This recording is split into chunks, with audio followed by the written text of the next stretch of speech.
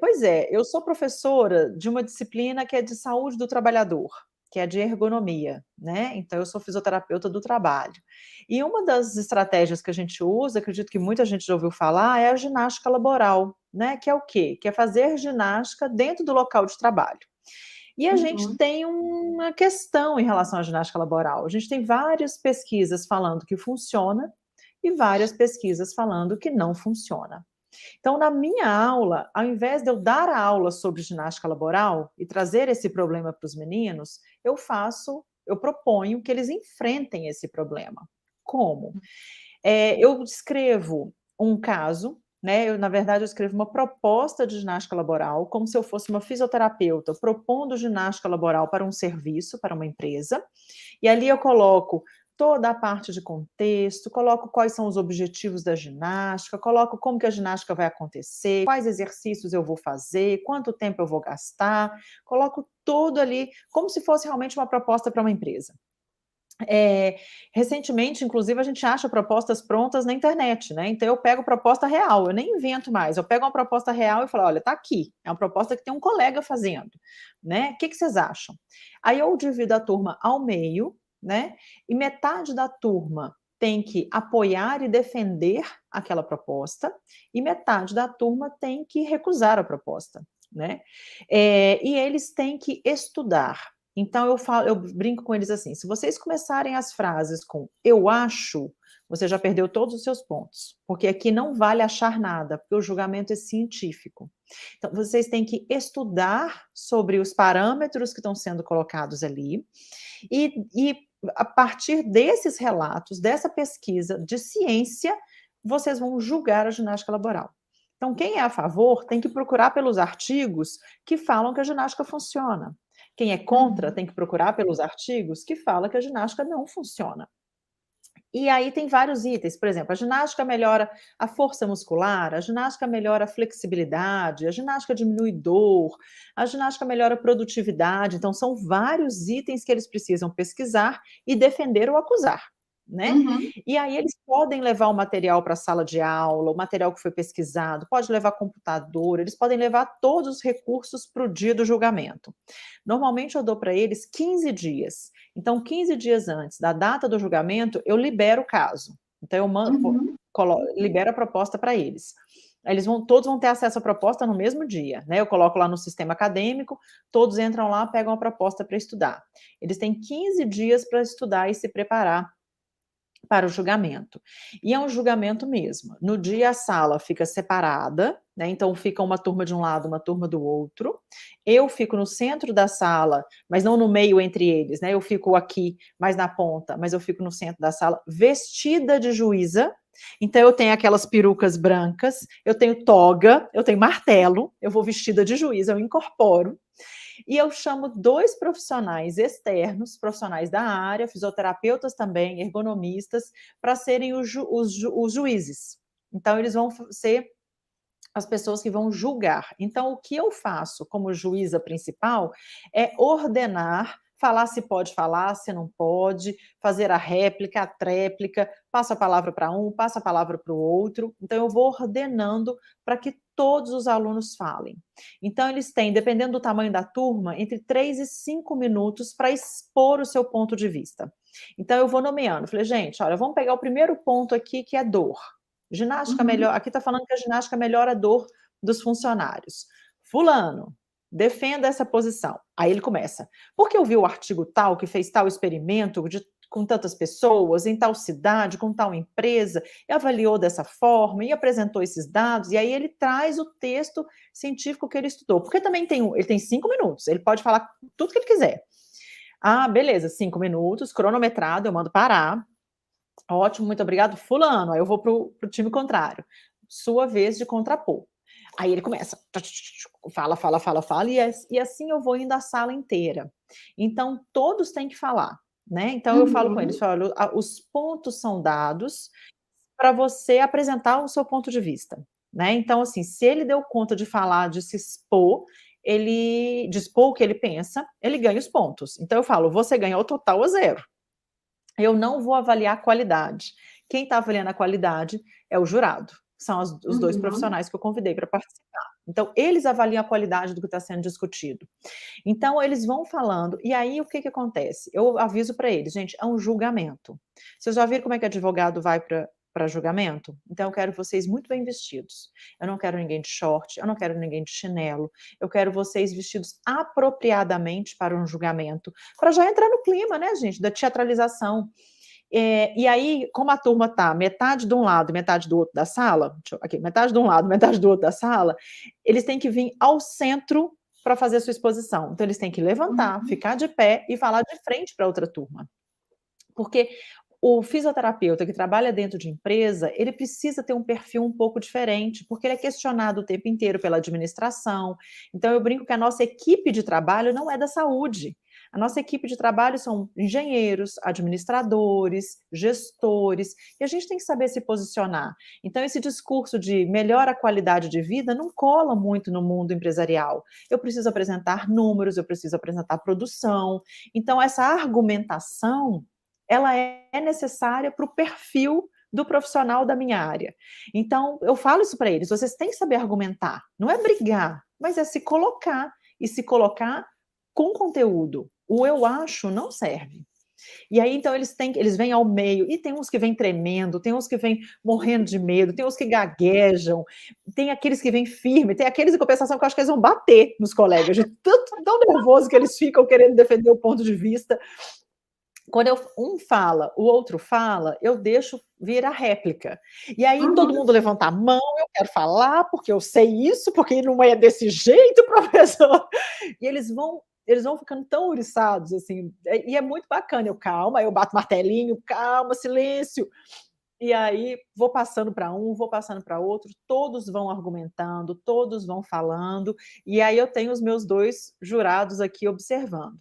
Quando a gente termina, que a gente passa por todos os pontos, por todos os alunos, tudo fica discutido, e aí isso vai uma aula inteira, e tem hora que eu vou para o intervalo, assim, já teve vezes de eu ter que interromper, eu falei, gente, nós vamos ter que parar, porque vai começar outra aula e eu preciso parar, terminar a minha, para o outro professor entrar. De tão empolgados que eles vão ficando.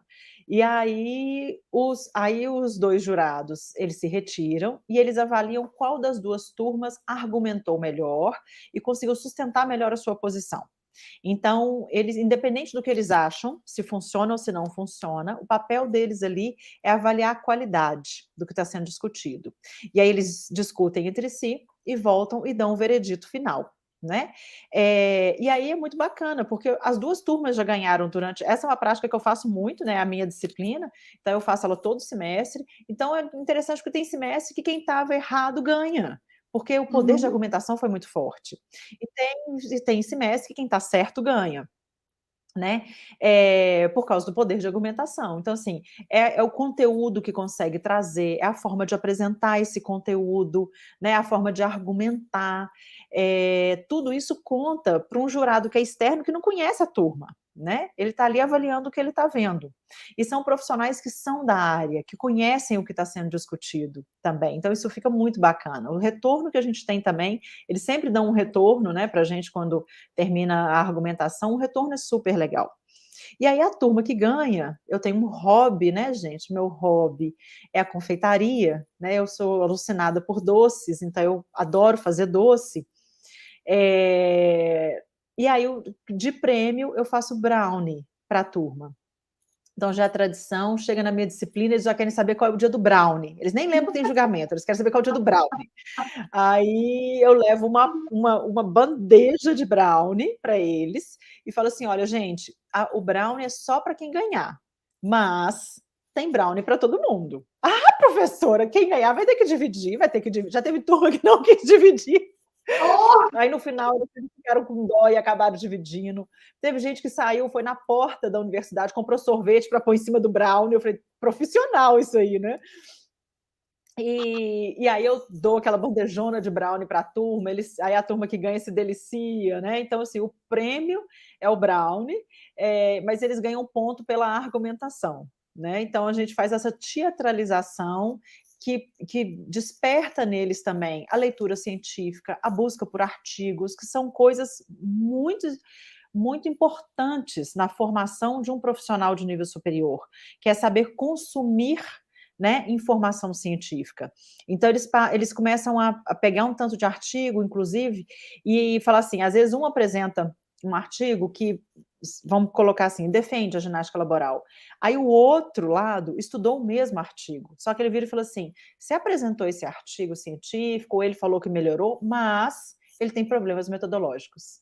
Então, você não pode confiar no resultado que ele apresenta. Então, ele argumenta, inclusive, questões que são científicas, não são só questões teóricas, né? Que é o que eu preciso lá fora para um profissional. Profissional que está na assistência, que está ali trabalhando, atendendo paciente, ele tem que saber consumir informação nova, e as informações novas vêm por meio de textos científicos. Então, ele tem que saber se o texto que ele está lendo é um bom texto, e ele pode confiar no resultado que ele está lendo, ou se o texto que ele está lendo tem fragilidades metodológicas que fazem com que o resultado não seja confiável, né? O Uhum, resultado não é tão bom quanto parece, né? Porque ele tem problemas de desenvolvimento da própria pesquisa e que uhum. classificam esse texto como um texto com uma baixa evidência do que ele se propõe.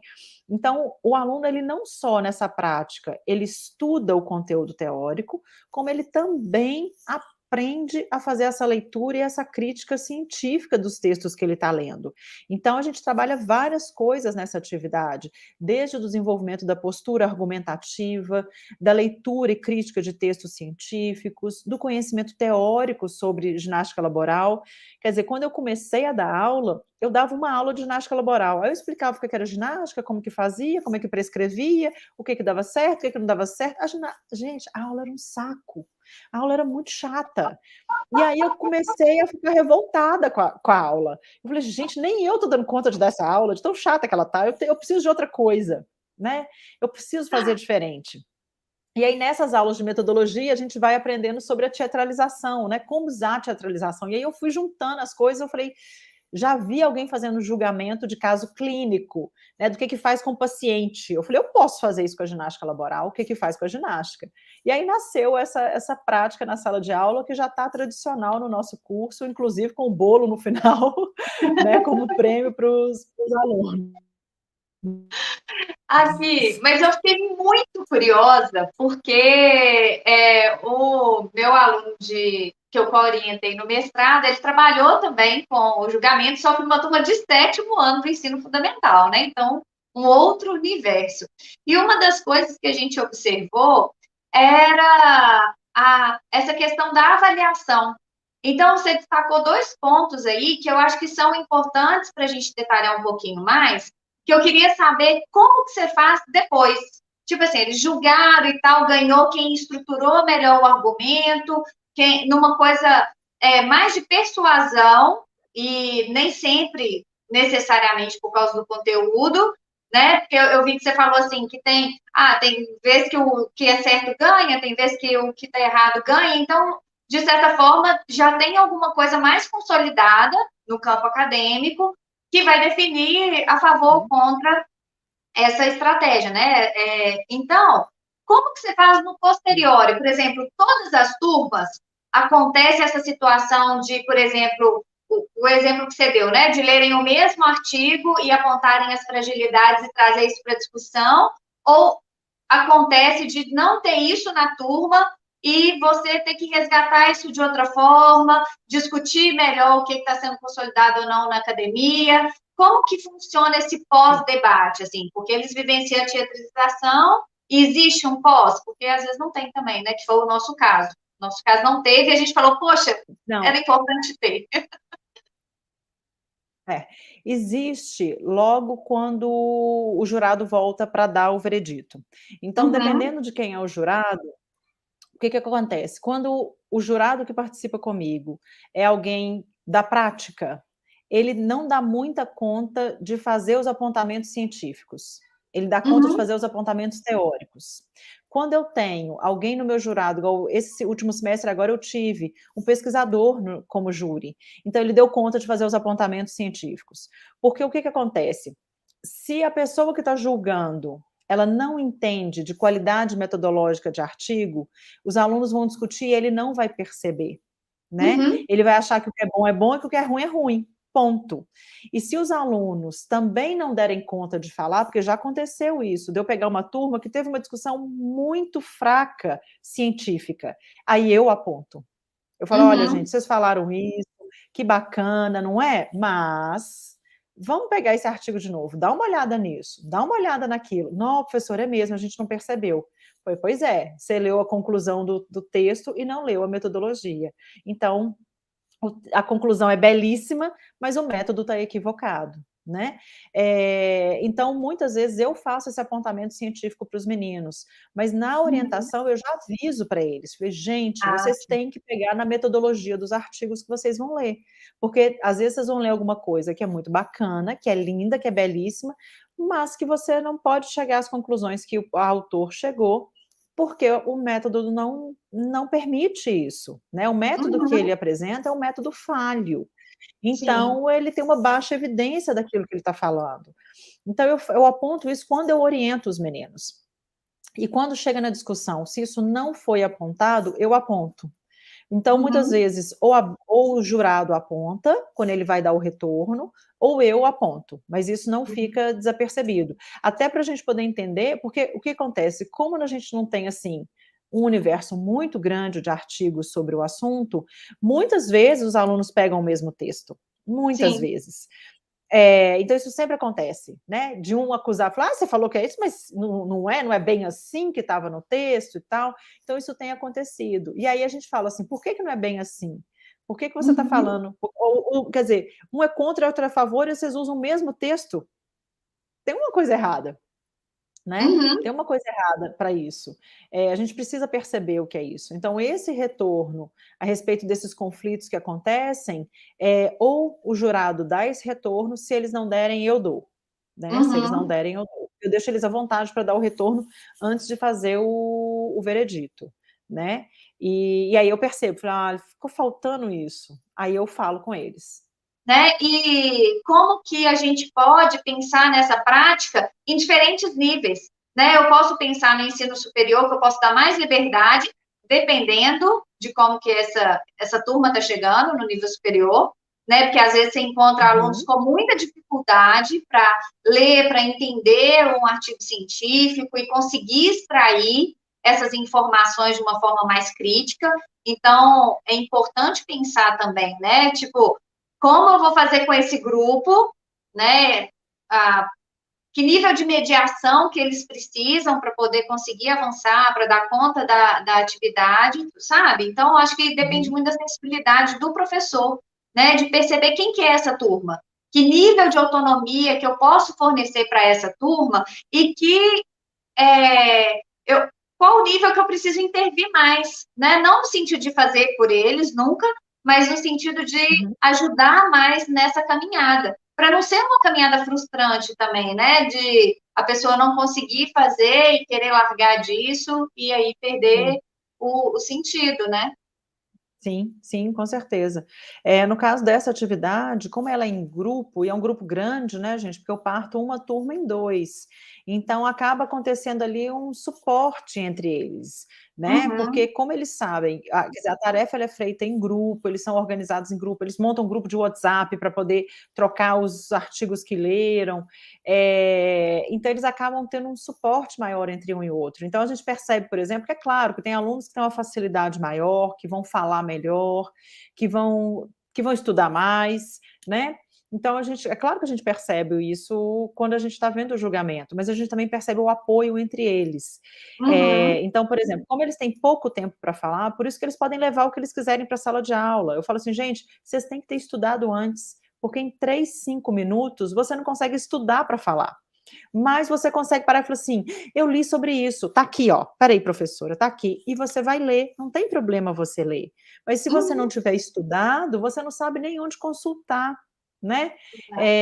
Então, assim, então eles se sentem também um pouco mais seguros por poder levar o material. Então eles chegam de computador, aparece um tanto de computador nesse dia, gente, computador, e livro, e xerox, e caderno com resumo, então eles se sentem um pouco mais seguro, mesmo aquele aluno que é mais tímido, que não gosta de falar, ou aquele aluno que não estudou tanto, mas como ele leva o material para lá para poder consultar, na hora que eu chamo ele, e ele vê que ele tem que falar, peraí, professor, eu fiz isso, eu li. Aí ele corre, procura, achei, posso ler? Pode ler, não tem problema, né? Porque eu sei que ele já leu antes, por isso que ele achou. Sim, Né? Então, quer dizer, claro. mesmo quando o aluno tem alguma dificuldade, eu acho que essa estratégia de colocá-los em grupo, 15 dias em grupo, existe um suporte entre eles, né? E o permitir o material na hora também faz com que eles fiquem um pouco mais seguros com aquilo em mãos. Tem uns que levam um tanto de coisa e não usa nada. Fala, gente, é psicológico, não é só para ter perto, mas leva aquele tanto de coisa e na hora de falar, dispara falar. Aí ele pega só para falar, tipo assim, o nome do autor, sabe, o título do artigo. E continua falando. Então, assim, então eu acho que isso na estratégia ajuda muito, né, o aluno. E eu fico à disposição também. Então eu falo assim: "Ó, gente, nesses 15 Uhum. dias a gente vai continuar tendo aula, se precisar de alguma coisa vocês me falam e tal, eu só não vou dar resposta nenhuma, assim, mas Sim. se achou, se é bom, se não é, usa, eu ajudo vocês também". Então eu acabo ficando ali de retaguarda para ajudar um aluno que tem um pouco mais de dificuldade que o outro, né.